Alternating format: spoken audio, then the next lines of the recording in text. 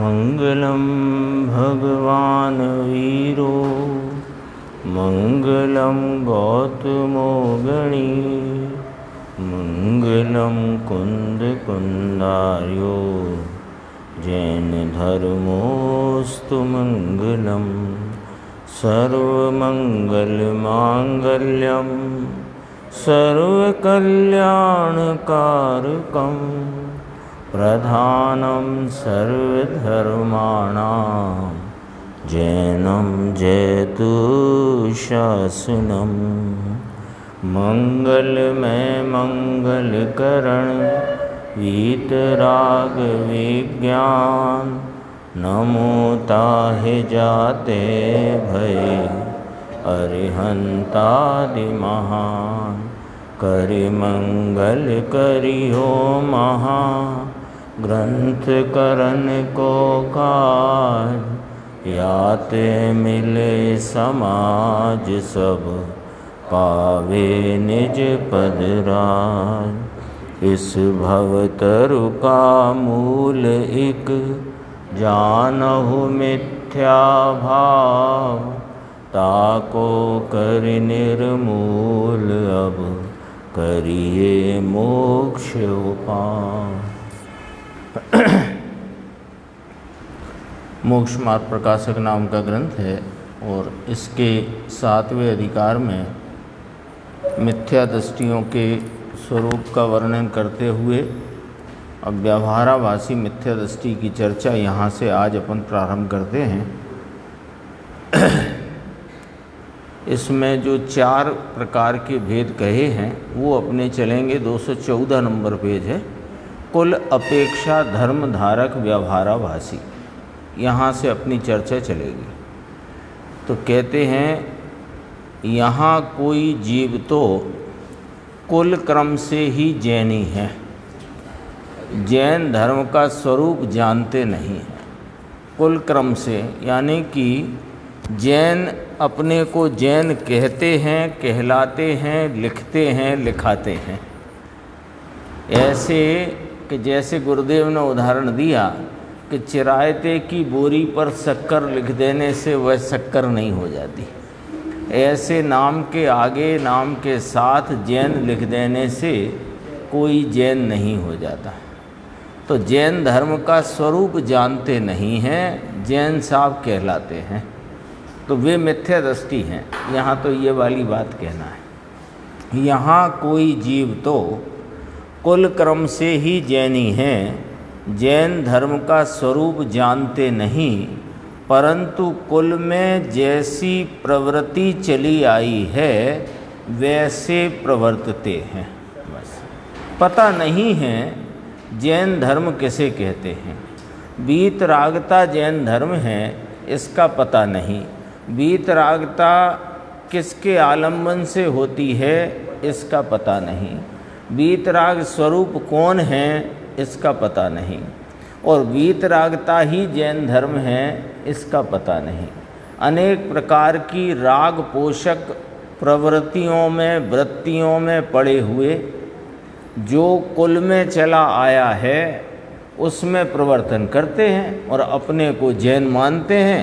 और हम तो सच्चे देवगुरु शास्त्र वाले हैं, क्योंकि वो तो पहले ही कह दिया है जो जैन हैं, जैन आज्ञा को मानते हैं, उनके भी मिथ्यात्व पाया जाता है। ये बात तो कह के ही आए हैं। तो ये कौन से जैन लिए कि जो अन्य जो हैं कुदेव को गुरु उनमें तो नहीं जाते,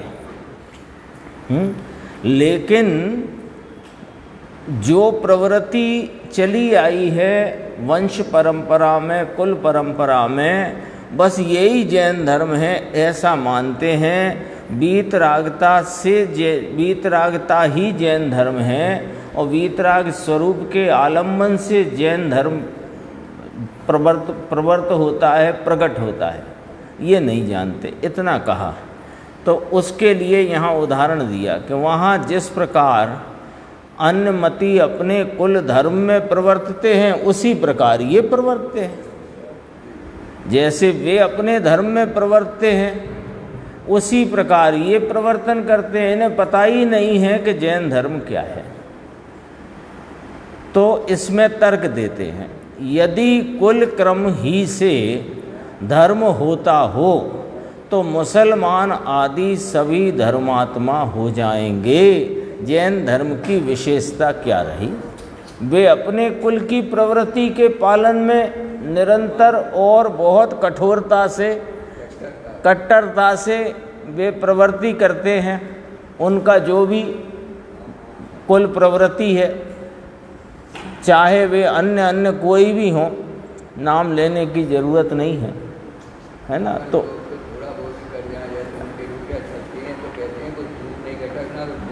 हाँ, तो इतनी कट्टरता से तो वे तो महाधर्मात्मा कहलाएंगे। तो एक तो ये, फिर जैन धर्म की विशेषता क्या रही? वहीं कहा है, यहाँ उपदेश सिद्धांत रत्नमाला की 7वें नंबर की गाथा का यहाँ उद्धरण दे करके पंडित जी साहब फरमाते हैं, देखो, लोयम्मी रायणी अणायम ना कुल कम्मि कैयावी किम पुण्य तिलोय पहुणो जिणंद धम्मा ही गारम्मी। लोक में यह राजनीति है, लोक में यह राजनीति माने राजाओं की कहो कि सरकार की कहो, यह नीति है, कानून है, व्यवस्था है कि कदाचित कुल क्रम से न्याय नहीं होता है। यहाँ जो लिखा ना, जिसका कुल चोर हो, ये चोर नहीं, साहूकार पढ़ना। यहाँ मैंने अभी उपदेश सिद्धांत रत्नमाला खोल करके देख लिया है वो। हाँ, क्यों वो बात ही नहीं बैठ रही थी बहुत, मैं कल भी पढ़ी आज भी पढ़ी, तो फिर वो उपदेश सिद्धांत रत्नमाला में पढ़ी। इसको अब मैं देखो पढ़ता हूँ, उस हिसाब से अपन भी पढ़ेंगे कि जिसका कुल चोर हो तो चोर नहीं, जिसका कुल साहूकार हो उसे चोरी करते यदि पकड़ लिया जाए तो उसका कुल क्रम जानकर उसे छोड़ा नहीं जाता, दंड ही दिया जाता। ये मतलब है इसमें, है ना। साहूकार होना चाहिए, साहूकार उच्च कुल का, कोई व्यक्ति लड़का हो उच्च कुल का, साहूकार के घर का पुत्र आदि हो, हाँ, राजा का हो, सेठ का हो, उच्च कुल का हो। अब वो चोरी करते पकड़ा जाए तो कहें कि अरे नहीं, ये तो उच्च कुल का है, इसे तो छोड़ दो। तो ऐसा तो अन्याय लोक में नहीं होता है। तो फिर त्रिलोक प्रभु जिनेंद्र देव के धर्म के अधिकार में क्या कुल क्रम अनुसार न्याय होना संभव है? जो तुम कुल की प्रवृत्तियों में प्रवृत्त रहते हुए जैन धर्म का स्वरूप जाने बिना तुम सोचते हो कि जो प्रवृत्ति हमारे कुल क्रम में होती आई है उसमें हम प्रवर्तन कर रहे हैं, तो हम तो जैन हैं और हम तो मोक्ष मार्गी हैं। तो कहा कि त्रिलोक प्रभु जिनेंद्र देव के धर्म के अधिकार में क्या ऐसा संभव हो सकेगा, जबकि लोक में ही ऐसी बात संभव नहीं है। साहूकार का पुत्र चोरी करते पकड़ा जाए तो दंड का ही भोगी होता है, दंड उसे मिलता ही है। अब अगला और उदाहरण दिया, तथा यदि पिता दरिद्री हो और स्वयं धनवान हो तो वहाँ कुल क्रम का विचार करके आप दरिद्री तो रहता ही नहीं है। अब हमारे तो 7 पुस्तों से दरिद्रता चली आई थी और भाग्य से अब करोड़ों रुपया हो गया। अब हम तो ये रख नहीं सकते क्योंकि हमारी तो कुल क्रम में ही दरिद्रता है। तो ऐसा तो कोई करता देखा नहीं जाता। तो फिर धर्म में कुल का क्या प्रयोजन है? जब पैसा रखने में, उसका भोगने में, है ना, उसकी मालकी में तुम्हें कुल का क्रम नहीं रखा, वहाँ तुमने कुल का क्रम तोड़ दिया। 7 पुस्तों से दरिद्रता थी और कदाचित 8वें पीढ़ी वाले को कोई भाग्योदय पुण्योदय से कोई बहुत विशाल धनराशि एकत्रित हो गई, तो क्या करें? हम तो दरिद्रों के कुल के हैं भैया, ये संभालो। ऐसा तो नहीं करता। तो फिर धर्म में कुल कर्म का क्या प्रयोजन है? ये जरा उलाहने जैसी बात रखी। फिर धर्म में कुल का क्या प्रयोजन है? तथा दूसरी, अब बात शास्त्र से लेते हैं, तथा पिता नरक में जाए और पुत्र मोक्ष जाता हो तो वहां कुल क्रम कैसे रहा? पिता नरकगामी, पुत्र मोक्ष जाए उसी भव में, और रावण नरक गया, उनका पुत्र मोक्ष गया। अभी कल तो वो दशहरे का दिन पड़ने वाला है। मैंने पढ़ा आज कहीं किसी ने व्हाट्सएप पे मैसेज चल रहा है, अच्छा मैसेज है कि रावण तो भावी तीर्थंकर हैं ही, उनके जो 2 पुत्र मेघनाथ और कुंभकर्ण वे तो उस ही भव से सिद्ध भाव को प्राप्त हुए, सिद्ध गति को प्राप्त हुए। नमो सिद्धाड़म में है वे।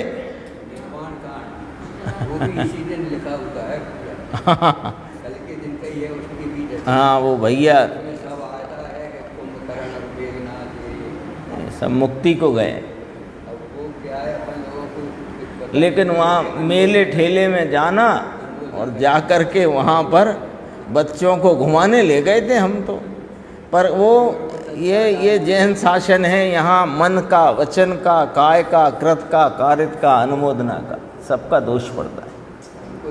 करना चाहिए। देखो, यदि कुल पर दृष्टि हो तो पुत्र भी नरकगामी होना चाहिए। पिता नरक में गए तो उसी प्रवृत्ति को, कुल के क्रम में पुत्र को भी नरक ही जाना चाहिए। ऐसा होता नहीं।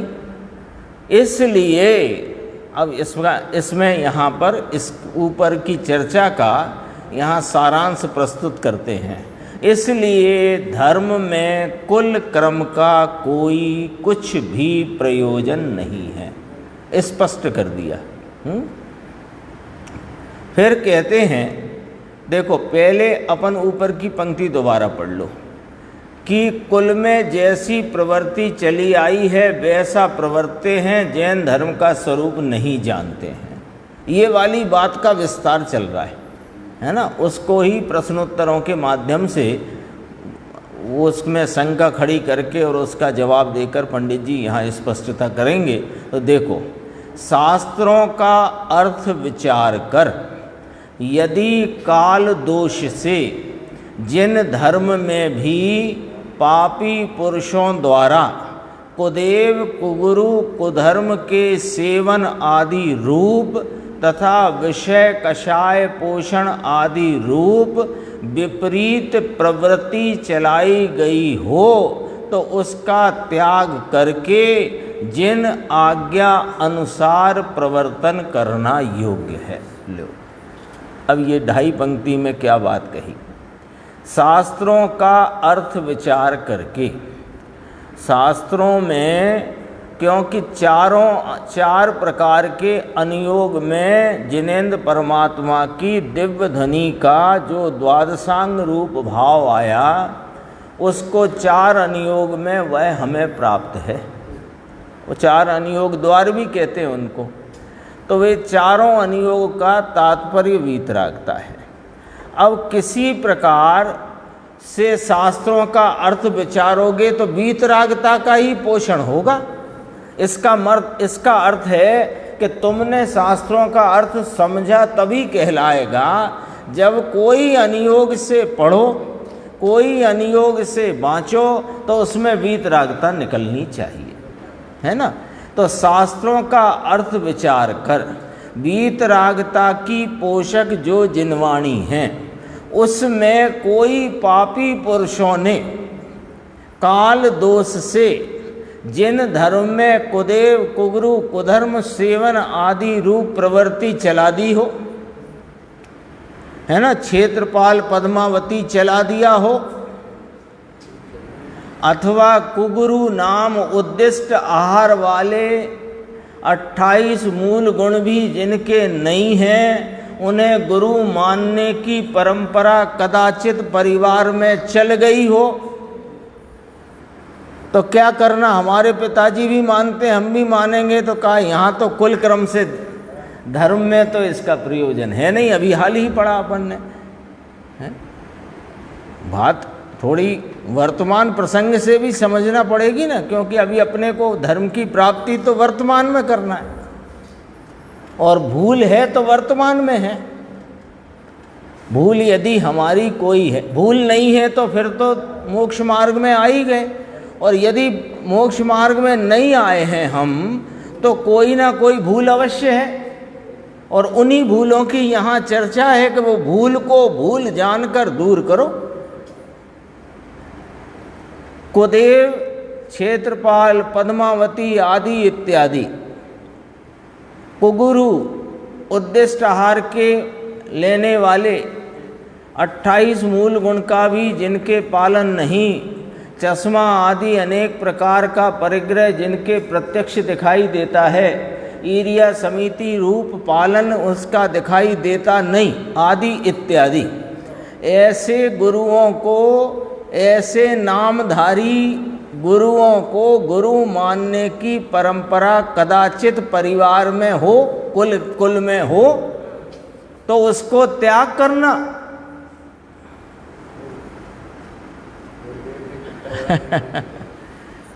गुरुदेव ने लिया कि नहीं लिया निर्णय त्याग करने का? कुल परंपरा का त्याग किया कि नहीं किया? कितने भयभीत किया गुरुदेव को, कितने प्रलोभन दिए, दोनों प्रकार से उनको रोकने की चेष्टा की। भय भी दिखाया, प्रलोभन भी दिया। प्रलोभन दिया कि आपको जो प्रवचन करते हो मुखपट्टी मत छोड़ो, हाँ बस इससे हमारी पहचान बनी रहे। तो तुम्हारी पहचान बनाने के लिए थोड़ी हम वो धर्म के या उस आत्मा की प्राप्ति के लिए इस मार्ग में आए हैं। घर छोड़ा है, घर में कोई कमी थोड़ी थी जो छोड़ के आए। स्वयं कहते हैं हमारे घर में कोई कमी नहीं थी। हाँ कई बार कहते हैं।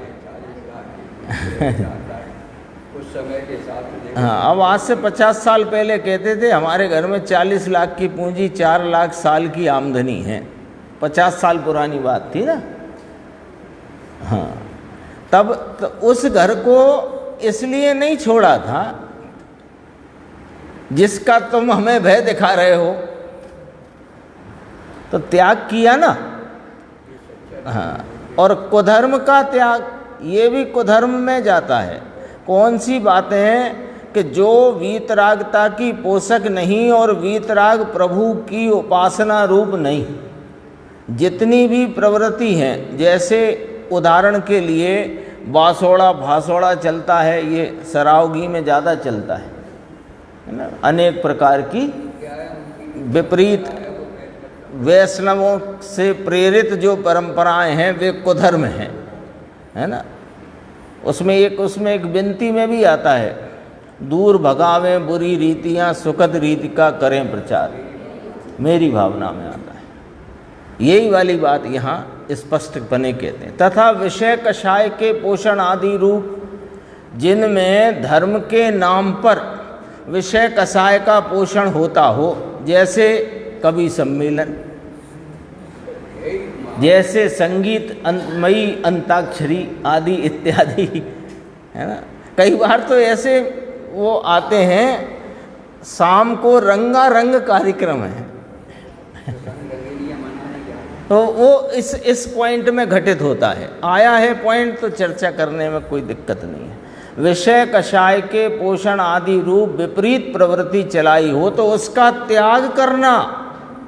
और जिन आज्ञा माने वीतराग स्वरूप के आलम्बन से परिणति में वीतरागता प्रकट करके पूर्ण वीतराग भाव को प्राप्त करना। जिन आज्ञा का सार। अब अपन विचार करो, इतना बड़ा आत्मिक आयोजन जैसे कि हनुमान जी ने बात की, 3 लोग के नाथ सामने साथ में थे। अब अभी विपरीत प्रकार की जो दुनिया की वो तो ऐसा ही है।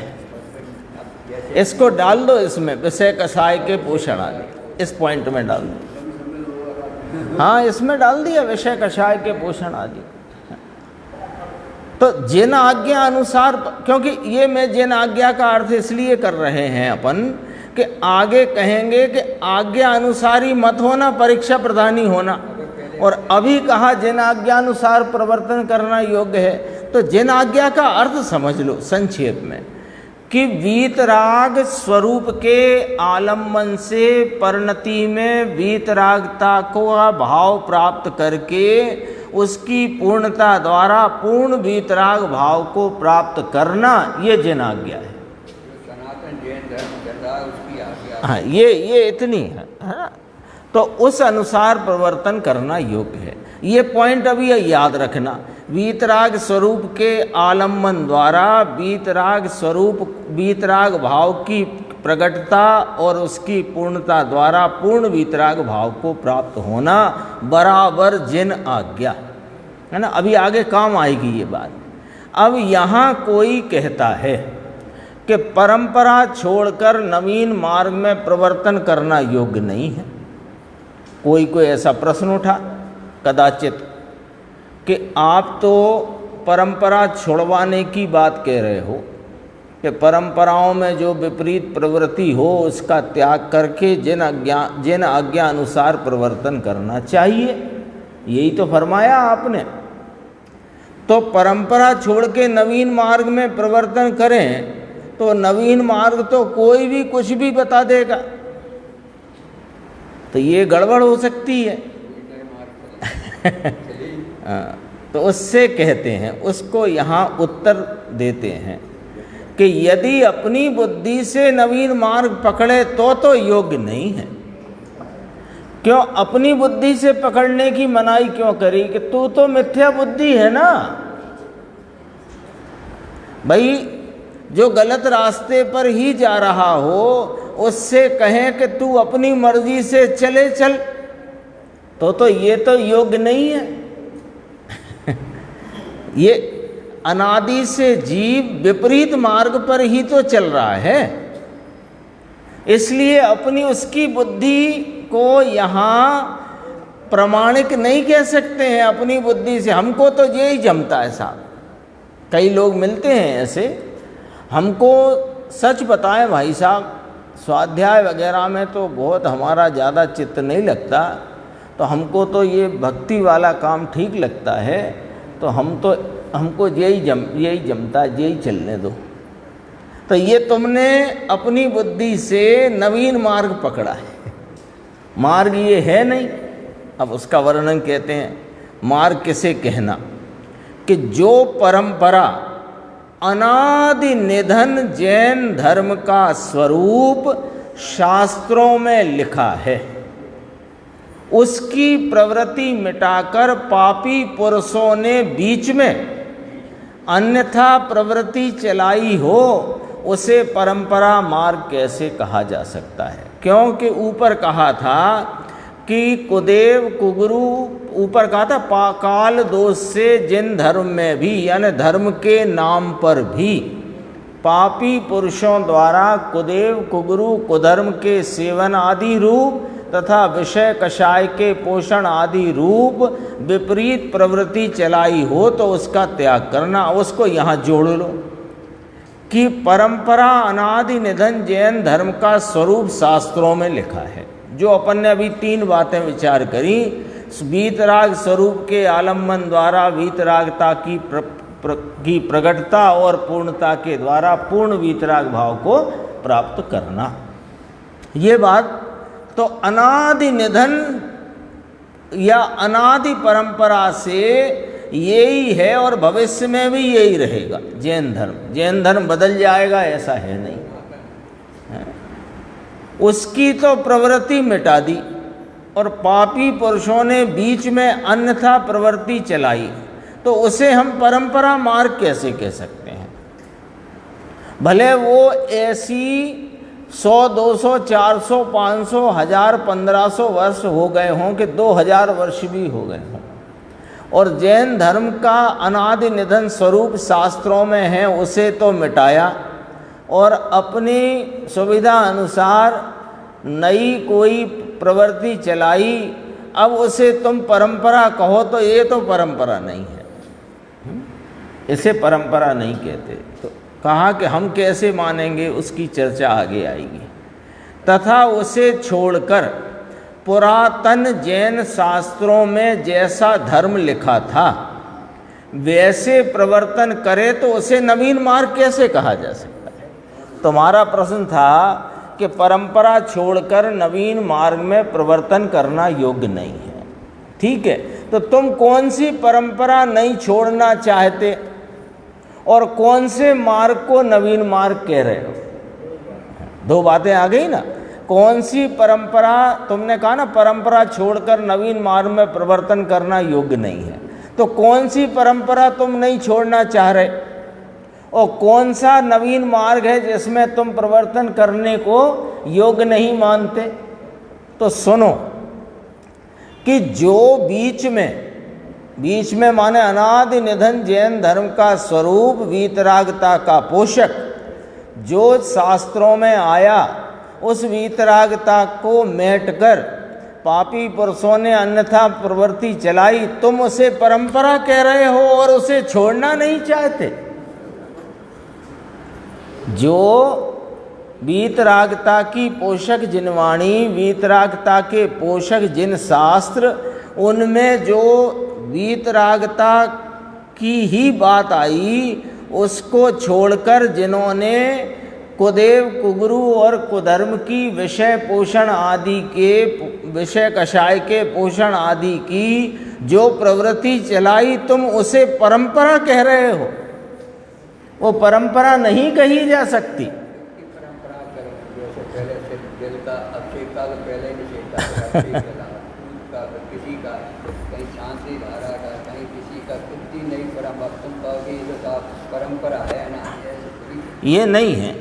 वहाँ वीतरागता का पोषण है कि नहीं, ये बात। और दूसरी बात, ये जितनी भी प्रवृत्ति राग और राग की पूर्ति के लिए हैं, ये वास्तव में तो धर्म स्वरूप है नहीं। और धर्मी को जो होती हैं उसको उसका विवेक यथावत वर्तता है। अब तुम फिर परंपरा जिसे तुम कह रहे हो वो परंपरा कहलाती नहीं।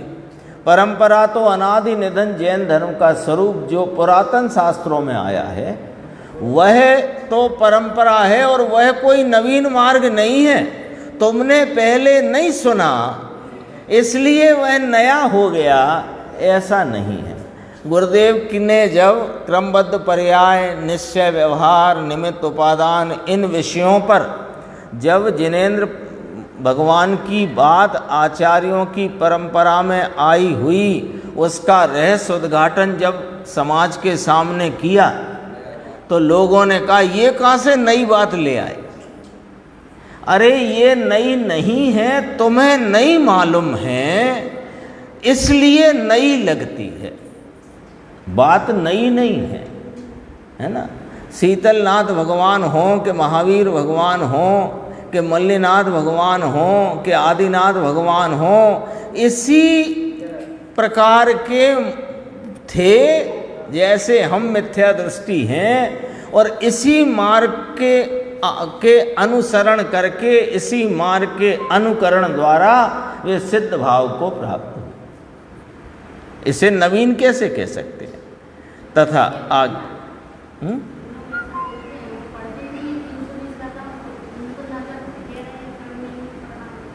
हाँ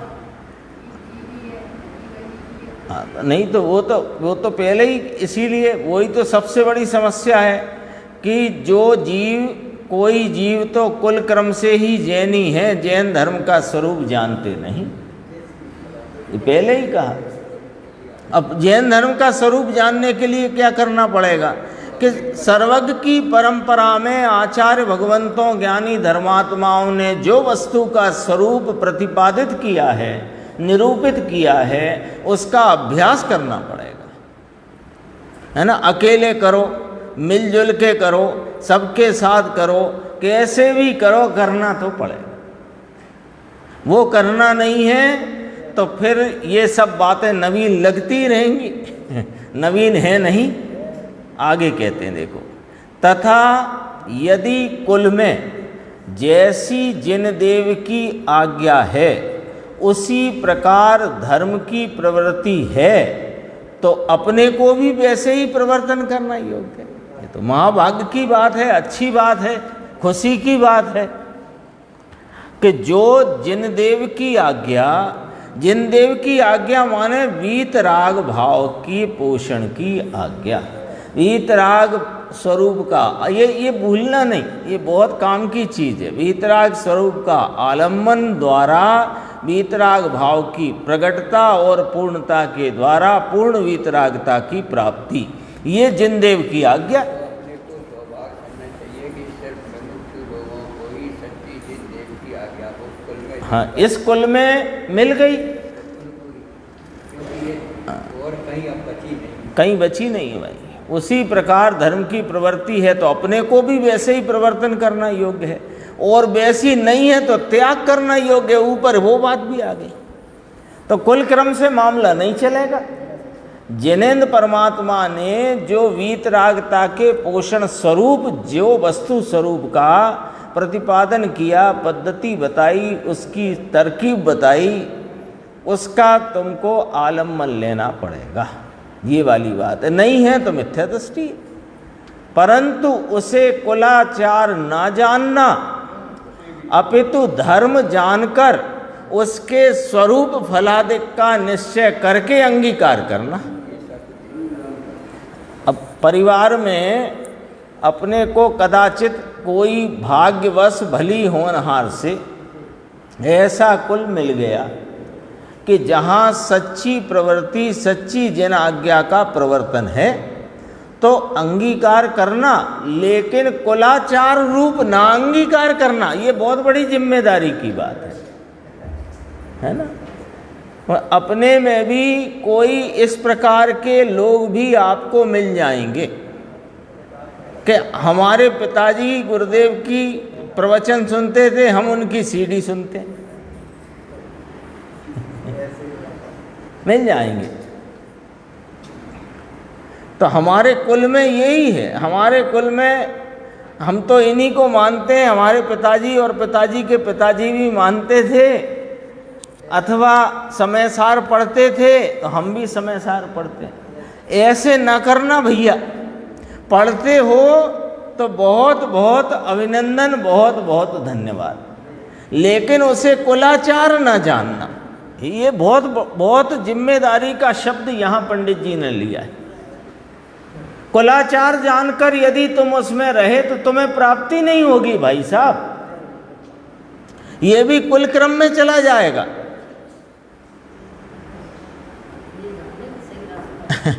तो फिर क्या करें कि उसे धर्म जानना, अपने कुल में सच्चे जन आज्ञा रूप प्रवृत्ति है, वस्तु तत्व की चर्चा होती है, उसको कुलाचार न जानना, उसको धर्म मानना और उसका स्वरूप समझना और उसका फल क्या है उसका निश्चय करना, फिर अंगीकार करना।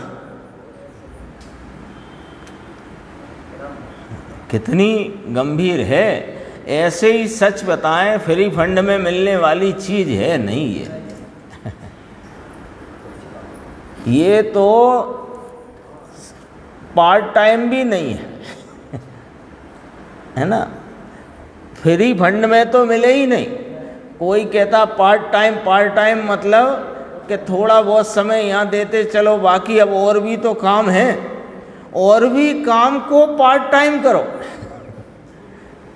इसे मुख्य करो, तब जाकर के इतना काम होगा कि वह धर्म क्या है, उसका क्या स्वरूप है, आचार्य भगवंतों ने जगत का क्या स्वरूप बताया, जगत के द्रव्य हैं उनका क्या स्वरूप बताया, जो जीव है उसके क्या स्वरूप है, अजीव का क्या स्वरूप है, परिणति में विकार आदि भाव हैं उनका क्या स्वरूप है, विकार आदि से छूटकर जो शुद्ध पवित्र भाव हो उसका क्या स्वरूप है, और पूर्ण पवित्रता का क्या स्वरूप है।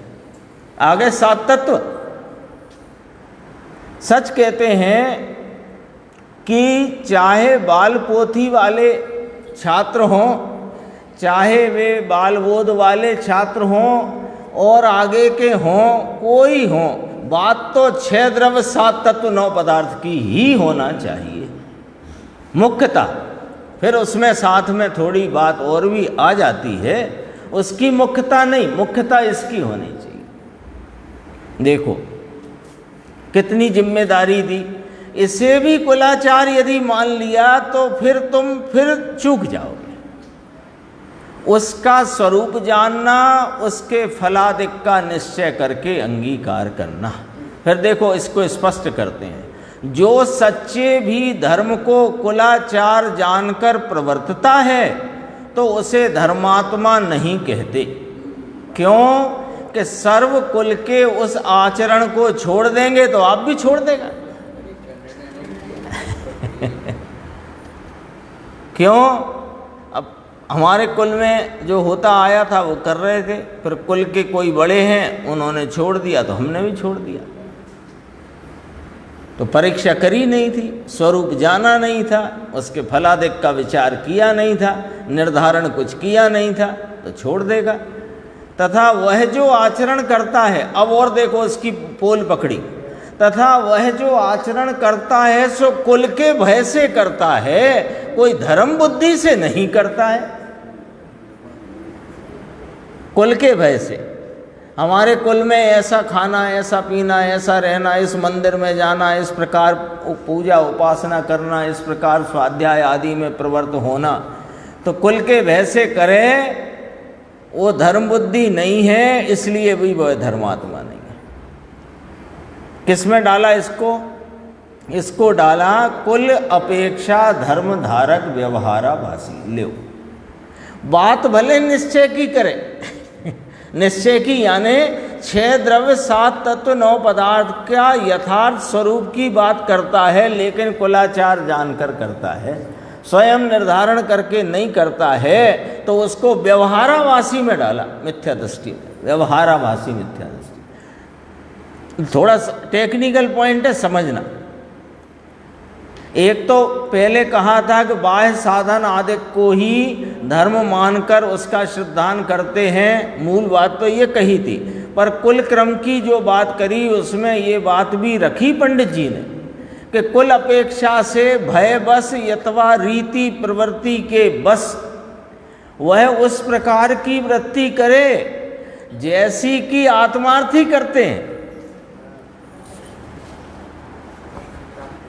हाँ, स्वाध्याय आदि में संलग्न होए,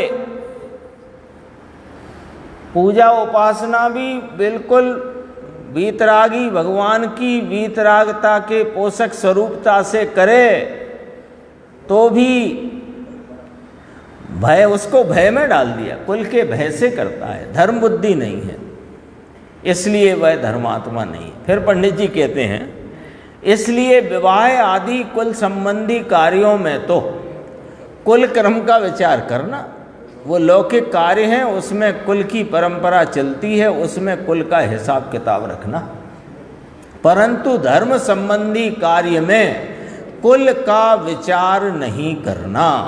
ले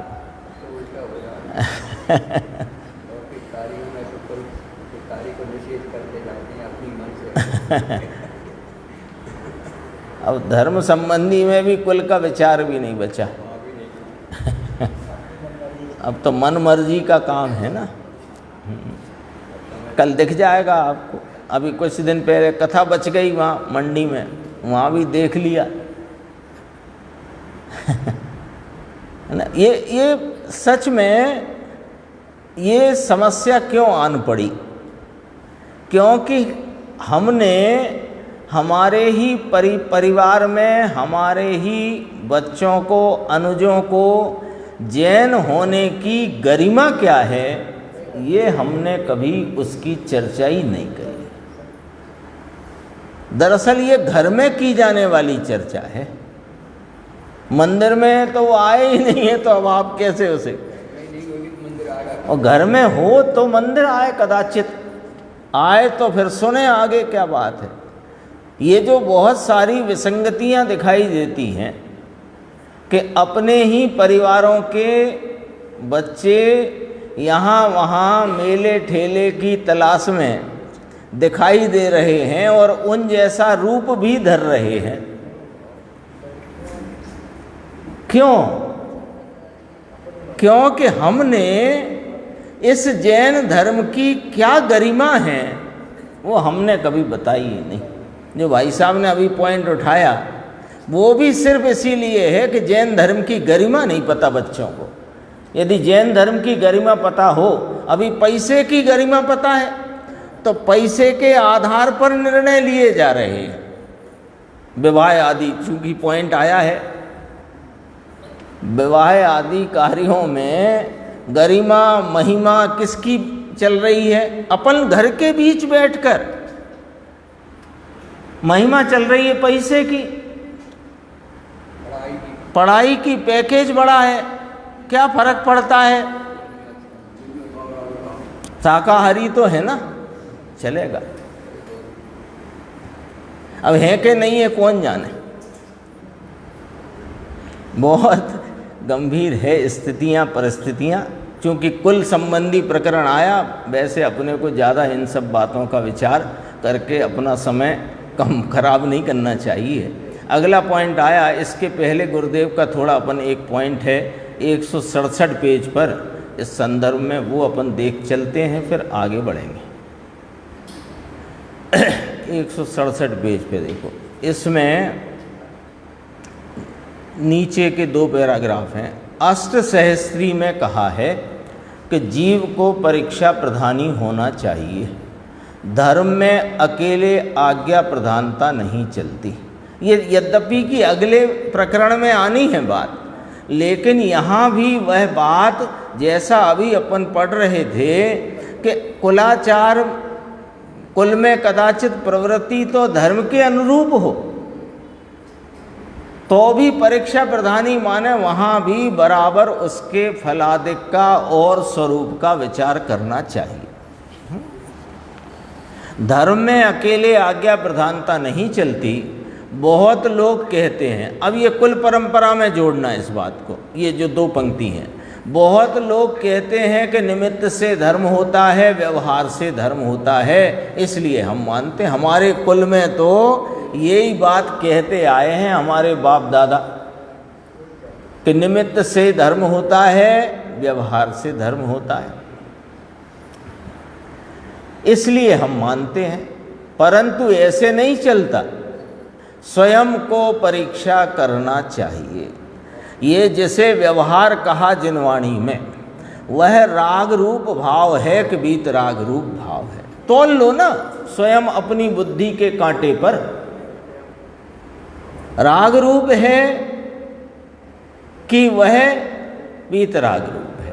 उसकी विशेष ध्यान है, क्या करें, पुण्य को भी धर्म कहा है तो वह किस अपेक्षा, पुण्य को धर्म कहा, व्यवहार धर्म, व्यवहार से व्यवहार को धर्म कहने में आया है, तो पुण्य धर्म नहीं हो गया। पुण्य यदि धर्म होता है तो फिर धर्म से स्वर्ग कैसे मिलता है, हमें ये बता दो। फिर उसी पुस्तक में, उसी शास्त्र में लिखा है कि पुण्य से स्वर्गादिक मिलते हैं। पुण्य से स्वर्गादिक गति का बंध होता है, तो जिससे बंध होए स्वर्ग मिले वह धर्म कैसे हो सकता है? अपन अपनी बुद्धि के कांटे पर तोल लो।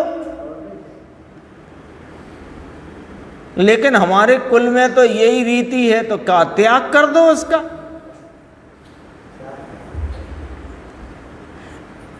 स्वयं को परीक्षा करना चाहिए। अब थोड़ी बात, ये जो कुदेव देव की बात आई ना, कुदेव कुगुरु की, तो इसलिए इसमें से पढ़ रहे हैं कि अपने को ख्याल में आए कि गुरुदेव ने किस प्रकार इस बात को अपने सामने प्रस्तुत किया, वो अपने को समझना चाहिए। तथा जो शास्त्रों के अर्थ अन्यथा लिखता है वह पापी है।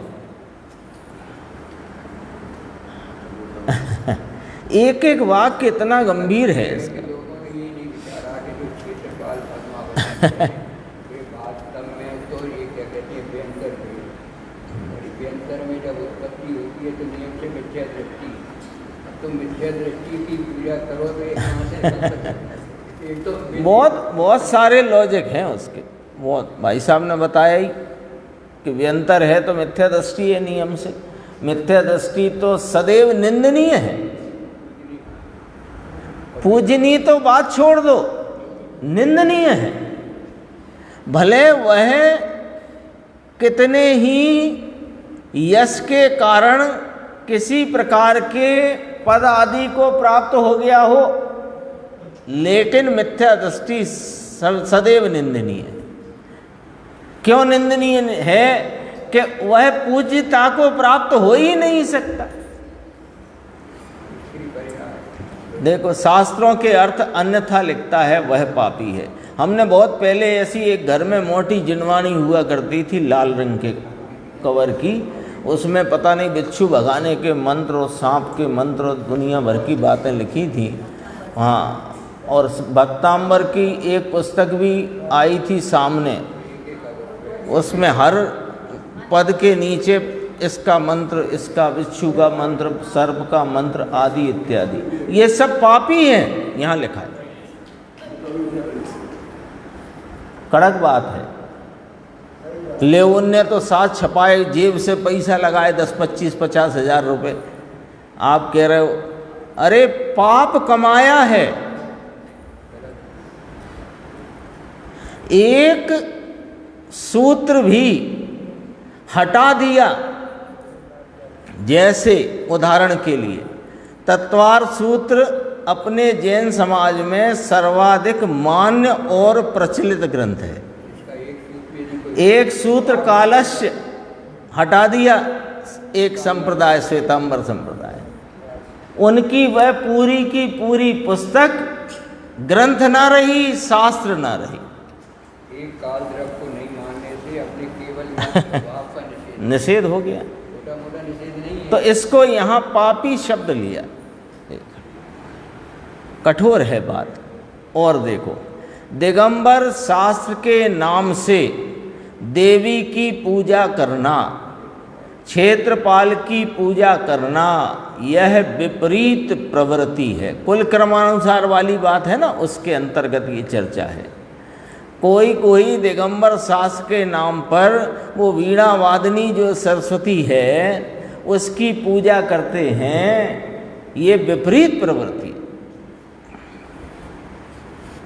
क्षेत्रपाल की पूजा करना विपरीत प्रवृत्ति। पापी पुरुषों ने कुदेव की प्ररूपणा की है, जिसको आत्मा का भान नहीं है। और सुनो, अब कुगुरु की बात आ गई। जिसको आत्मा का भान है नहीं और उद्देशिक आहार लेता है, वह मिथ्या दृष्टि है। और सुनो, इसमें आहार देने वाले और लेने वाले दोनों की भूल है।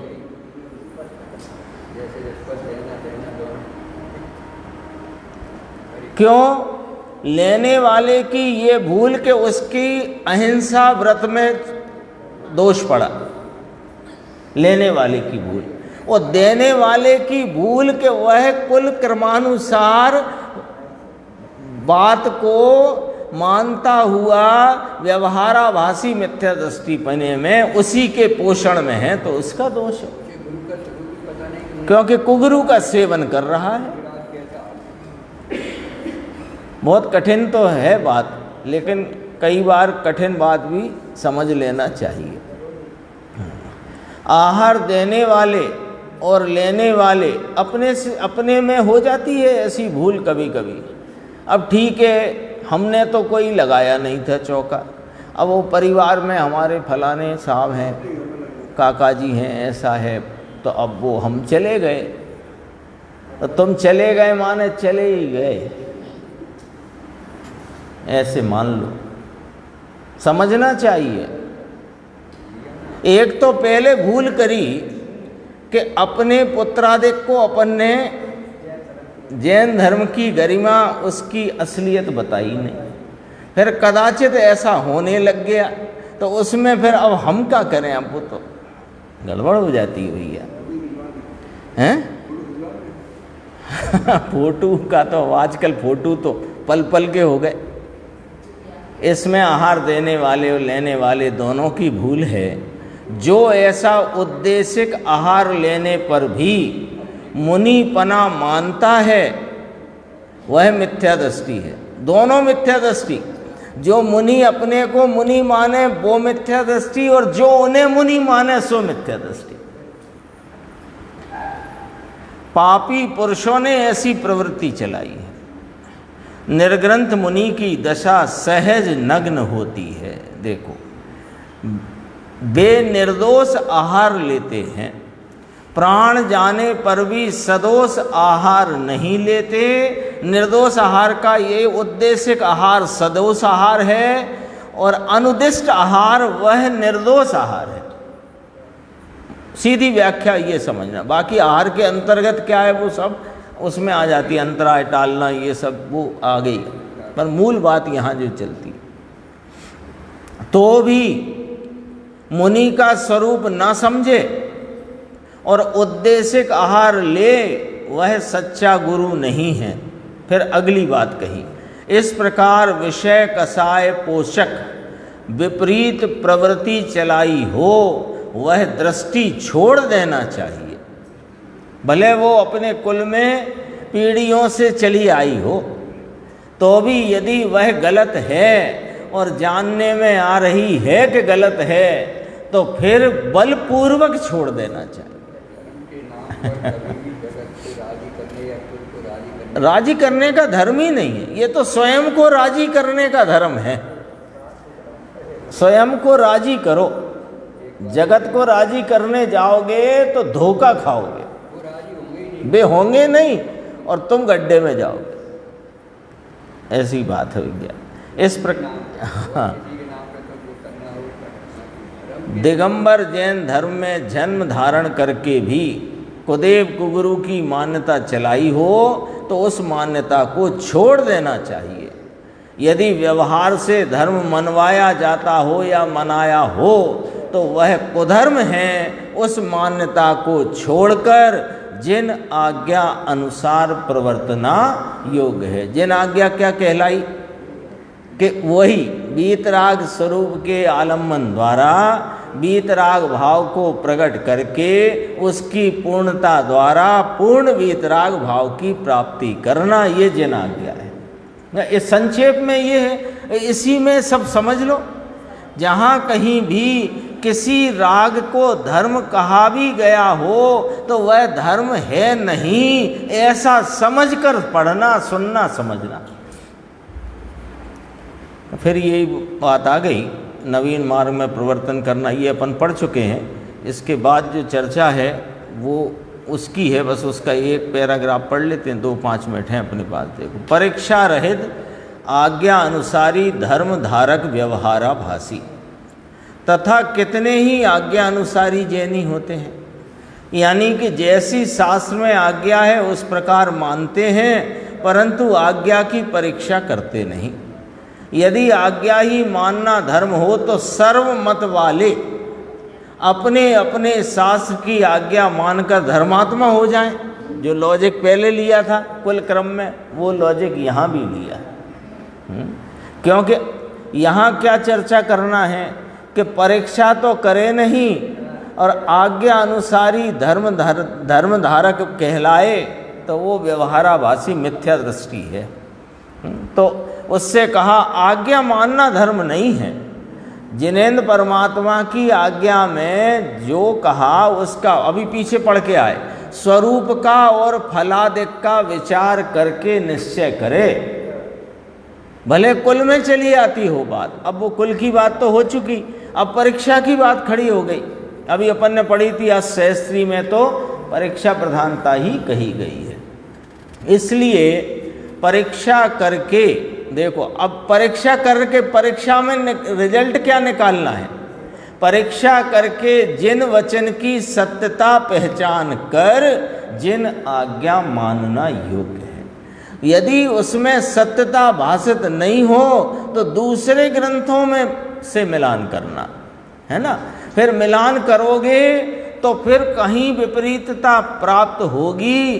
तो उसमें आगे लिया है गुरु पंडित जी ने कि सबल युक्ति और निर्बल युक्ति, उसमें युक्ति लगाना, और जो युक्ति सबल हो उसको विचार में लेना, विचार में लेके फिर मिलान करना और फिर उसको अंगीकार।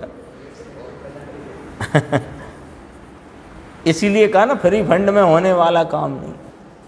बुद्धि का सही उपयोग। अब यहाँ प्रश्न किया है कि साहिब बिना परीक्षा किए सत्य असत्य का निर्णय कैसे होगा, और बिना निर्णय किए जिस प्रकार अन्नमति अपने शास्त्रों की आज्ञा मानते हैं उसी प्रकार इसने जैन शास्त्रों की आज्ञा मानी, यह तो पक्ष से आज्ञा मानना हुआ, है ना। फिर आगे लिया, ये जो प्रकरण है आगे आ रहा है, इसकी पढ़ लेते हैं, अपन चर्चा आगे करेंगे। कोई कहता है कि शास्त्र में 10 प्रकार के सम्यक्त जो बताए गए हैं उसमें आज्ञा सम्यक्त कहा है तथा आज्ञा विषय धर्म ध्यान का भेद कहा है। वह निसंकित अंग में जिन वचन में संशय का निषेध किया है वह किस प्रकार। 3 पॉइंट उसने यहाँ उठाए कि साहब आप जिनेंद्र परमात्मा की आज्ञा अनुसारी जैनी हैं, उसको आप व्यवहाराभासी में डाला यानी मिथ्या दृष्टि में लिया। तो हम पूछ रहे हैं कि 10 प्रकार के सम्यक्त की चर्चा जो आई उसमें आज्ञा सम्यक्त कहा गया है, तो वो क्या चीज़ है, एक बात। दूसरी, आज्ञा विषय धर्म ध्यान का एक भेद आता है, वो क्या चीज़ है। और निसंकित अंग में जिन वचन में शंका ना करना ऐसा उपदेश दिया गया है, तो वह किस प्रकार है। तो इसमें जो उत्तर है उसमें ये कहा कि जिनकी प्रत्यक्ष अनुमान आदि से परीक्षा नहीं हो सकती उनको आज्ञा से स्वीकार करना। हाँ, सुमेरु पर्वत है 1 लाख योजन का, और प्रत्येक समुद्र से दुगना द्वीप, द्वीप से दुगना समुद्र, समुद्र से दुगना द्वीप। तुम कहो जे तो तुमने तर्ज बना दी, तर्ज नहीं, वस्तु का स्वरूप ऐसा है, आज्ञा से मानो। यहाँ परीक्षा का काम नहीं, इसका नाम आज्ञा है। और भी चर्चा है इसमें। और जिन वचन में संशय नहीं करना, यानी कि जैसे कहा कि एक पल में 56,070 लाख करोड़ वर्ष होते हैं, तो होते हैं तब कहे इसमें शंका नहीं करना, है ना। लेकिन जो प्रत्यक्ष अनुमान आदि गोचर हैं, क्या जीव, अजीव, आश्रव, बंध, संवर, निर्जरा, मोक्ष, ये आप अनुमान में प्रत्यक्ष ले सकते हो अपने ज्ञान में। मोक्ष किसे कहा, संवर, निर्जरा क्या है, परीक्षा कर सकते हो। उसके संदर्भ से यहाँ परीक्षा प्रधानी की बात है। अपन आगे की स्वाध्याय में ये चर्चा और लेंगे।